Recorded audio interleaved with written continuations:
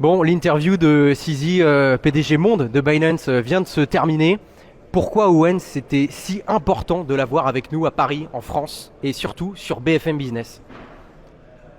Alors, principalement déjà parce que c'est le leader mondial de l'échange de crypto-monnaies, que ce soit au niveau des volumes, que ce soit au niveau de l'image, que ce soit au niveau de la compréhension du marché et des différents produits qu'il propose. Il couvre une gamme très très large de produits qui correspondent à beaucoup de besoins utilisateurs. Et donc avoir cet acteur qui se déplace en France pour venir sur le plateau, c'était relativement important.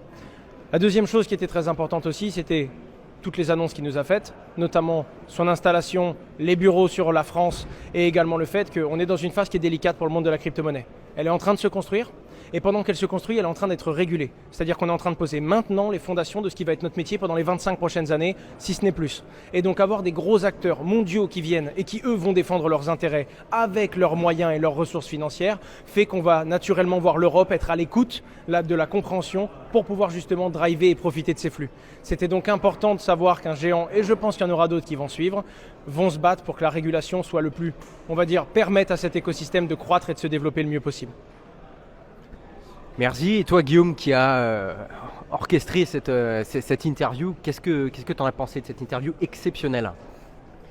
Je pense qu'on répond pleinement à notre mission sur BFM Business et qu'il a vraiment joué le jeu. Pour nous, l'idée, et c'est ce qu'on fait dans tous les domaines économiques, c'est de à la fois parler aux experts et aux néophytes, au grand public, créer un pont pour que la pédagogie financière puisse agir et infuser dans la société. C'est vraiment le rôle qu'on s'assigne et il semble qu'il a réussi à répondre aux questions avec des mots extrêmement clairs, compréhensibles par à peu près tout le monde et que les experts ont aussi des réponses aux questions qu'ils pouvaient se poser. Donc je pense que de ce point de vue, BFM Business a pleinement joué son rôle et qu'il a joué le jeu qui est le nôtre au quotidien sur l'antenne. Il comprend en fait ces enjeux sont les nôtres, à savoir faire en sorte que la finance ne soit plus un fantasme ou quelque chose qui apparaisse sans visage, mais que les choses trouvent leur sens et que les gens puissent trouver leur rôle dans cet écosystème aussi, ne serait-ce qu'en comprenant ce dont il s'agit. C'est la première étape, bien comprendre, et il me semble qu'il a utilisé les bons termes pour poser cette première pierre. Et pour nous, médias, c'est dans le terme de médias, on est médiateur aussi entre grand public et expertise, et bien on estime que sur BFM Business, là, il nous a aidé à aussi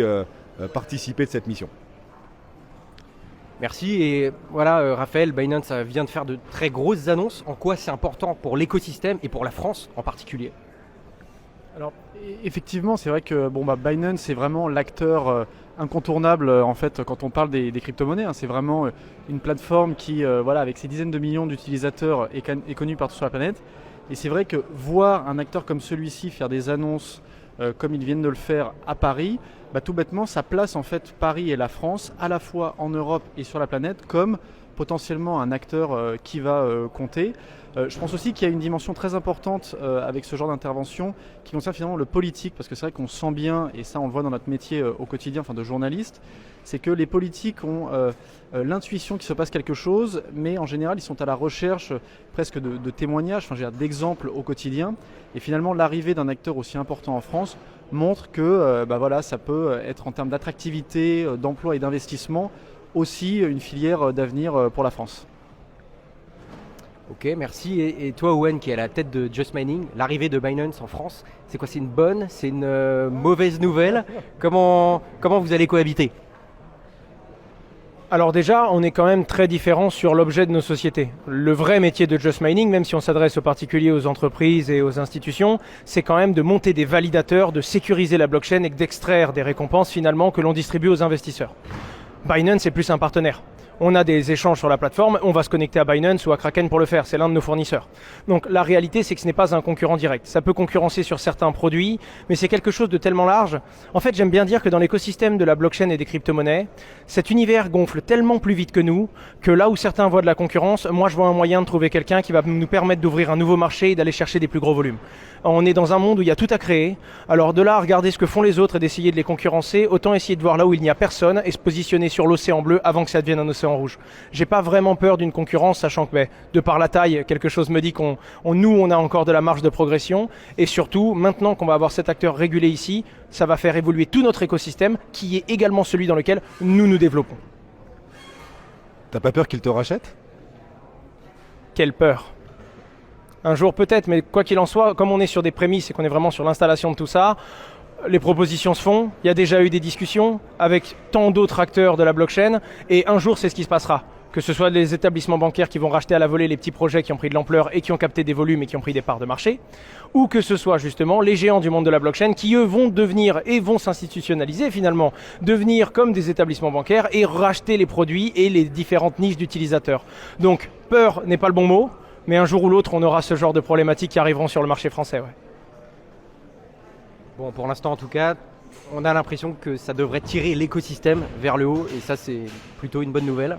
Il est venu, le patron de monde de Binance, je répète, est venu sur BFM Business. Guillaume, pourquoi selon toi il a choisi BFM Business ? Parce qu'on est le seul média audiovisuel spécialisé sur l'économie en France. On est leader de l'information économique avec beaucoup d'expertise sur les marchés traditionnels et qu'il fait sans doute confiance et ses équipes font sans doute confiance à cette capacité de porter haut l'expertise. Notre côté un peu Radio Londres aussi, on a souvent été innovant, avant-gardiste dans beaucoup de domaines. D'ailleurs, on reste pour ce qui concerne beaucoup de sujets économiques, l'univers des placements. On est les seuls à proposer autant de thématiques et autant de solutions d'expertise sur ces domaines que les autres médias ne couvrent pas. Et il se dit sans doute que cette capacité, elle lui sera utile. Elle sera utile à l'univers des cryptos parce qu'il faut faire de la pédagogie. Je pense que c'est son choix. Et d'ailleurs, BFM Business va beaucoup accélérer dans cet univers des cryptos. Il se trouve qu'on va proposer à partir de la semaine prochaine, la semaine du 19 avril, un rendez-vous désormais quotidien. On sera, sauf erreur de ma part, le seul média européen institutionnel avec une grande marque bien connue de tous, grand public comme BFM, à le faire. Donc voilà, je crois qu'il nous a vus, il nous a repérés et que pour lui, on était peut-être avant-gardiste comme il aime l'être lui aussi, sans doute. Et Raphaël, grosse semaine pour toi aussi. Tu lances cette semaine The Big Whale avec Grégory Raymond, un média spécialisé sur la crypto. Est-ce que tu vas parler de cette interview dedans ? Oui, exactement. C'est vrai que avec Grégory, on vient de se lancer. On a créé The Big Whale il y a maintenant quelques jours. Donc voilà, on espère créer vraiment le média de référence crypto en France. Et c'est vrai que notre idée, eh bien justement, c'est de participer avec tout l'écosystème français à ce type d'événements. On va évidemment parler de cette interview, on va même faire plus parce que nous aussi on va publier une interview de CZ normalement la semaine prochaine. Et c'est vrai que on est ravis de voir que ce soit justement avec vous, BFM Crypto et d'autres médias, eh bien tout l'écosystème français se développe. Et effectivement, on est sûr que dans les mois, les années qui viennent, il y aura plein de choses à raconter, notamment quand je vois Asher. Voilà. Bon, plein de choses qui se préparent. Merci beaucoup, messieurs, et à très vite sur BFM Business.